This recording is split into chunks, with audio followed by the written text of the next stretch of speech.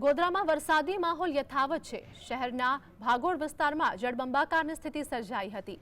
સીતાસાગર તળાવ ઓવરફ્લો થતાં સમગ્ર વિસ્તાર બેટમાં ફેરવાયો હતો। વાહન ચાલકો, રાહદારીઓ અને દુકાનદારોને પણ હાલાકીનો સામનો કરવો પડ્યો છે।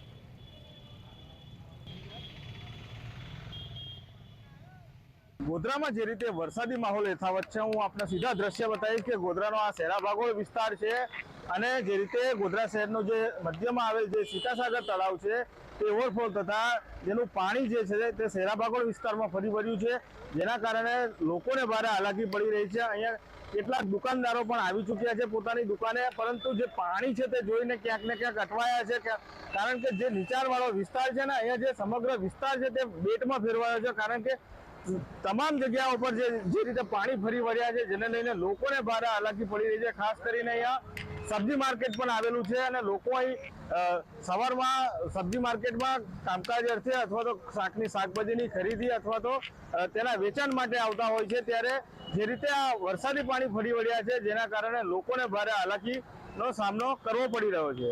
રવિ શાહ, GSTV, પંચમહાલ।